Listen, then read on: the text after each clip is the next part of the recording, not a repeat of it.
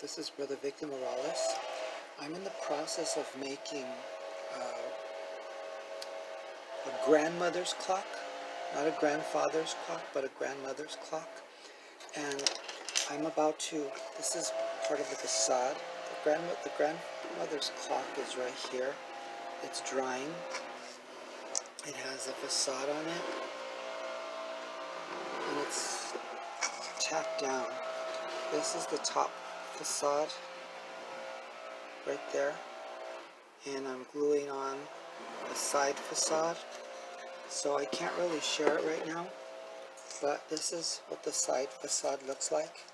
It's good. It's at the bottom part, so I have two side facades and a top facade, which I just showed you, and I'm getting ready to make tassels. I'm going to do a chain swag that goes from both sides to the center, and then I'm going to do a chain tassel, and I'm getting ready to make that. And I thought I would try and videotape a little bit of what I'm doing, because this is coming out really good. This is my first clock that I'm making from scratch, you know, with the wooden pieces and the wooden housing and everything. I've never done anything like this, so I had this thought in my mind that I love my grandmother, and I miss her. So I thought, well, let me make a grandmother clock. I've been wanting to do that, and with the pendulum part, I have her image, and I figured I could enjoy it for a while I'm making it, and then just, you know, gift it to my aunt, my oldest aunt. Her name is Beatrice, and she loved my grandmother so much. I mean, we all did.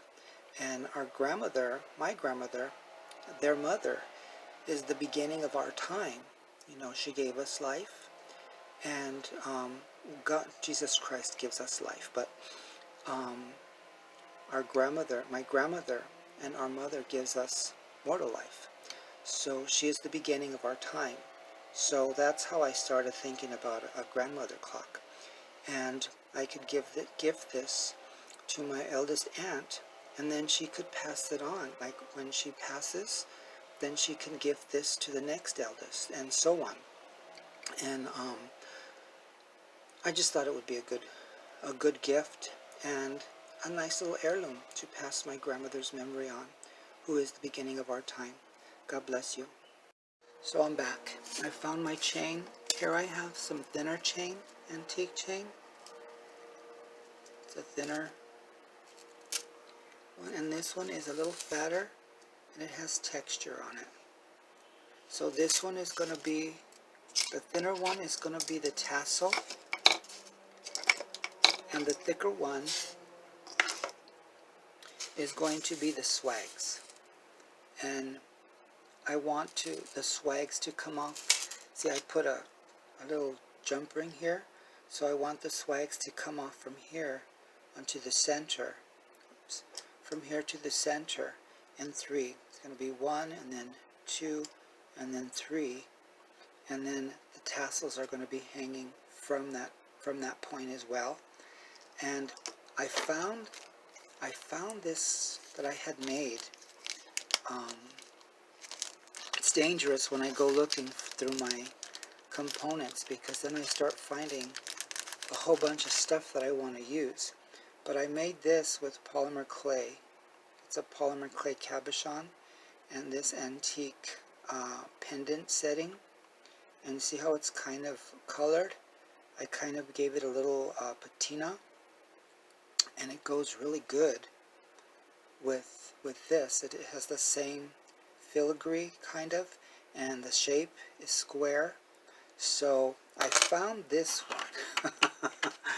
I found this one. I thought that would be beautiful hanging, you know, from the tassel. But then I found the other one. This one is polymer clay as well. It's my chatoyant technique. So it's really lively. There's a lot of chatoyancy coming from it. This one has just a little bit of sparkle. There's not very much chatoyancy, but it really lends to this. It has the same shape. Really lends to that same kind of authentic antique look. So glory to God, I'm back. So this is my tassel that I created. with a little comb, and it has a copper wire. I'm not too concerned with that because in vintage days they used to mix their wires and their metals because it was so scarce. They didn't have an abundance of supplies. And how I did that was I just got my chain and I threaded it onto some copper wire. Then I cut the length desired, and then I just keep doing that. I put more chain on it, let it hang, and then I cut it. So this way you get everything in one spot, in one place. It's nice and organized. And then I just threaded it through, made a little loop, stuck it in there, and there's the tassel. And there's 7 pieces of chain in each tassel. It's nice and full. And I think I'm going to do 3 of them for this piece, 2 on the side and then 1 in the center. And that's going to be holding this as well. I wanted to make my own pendulum, but I never got around to it. It's just so much work. In any case, so see how well this chain goes with the pieces that are on there already? It's going to look really wonderful. So anyway, I wanted to show you how I got that chain together. And this is a little textured chain. It has a little bit of texture riveting on it. And then this thinner one is going to be the swags. And the swags, I just cut the pieces out, the lengths out, then I connect them together and I position them on my piece. So I just wanted to share that with you. God bless you. This is Brother Victor Morales. I pray that you're walking in faith. I pray that you know the Lord Jesus Christ. I pray that you are trusting Him in all your ways, that He would direct thy paths. God bless you. And these are the swags I came up with. That's how the finished swag is going to look when I connect it to my grandmother clock.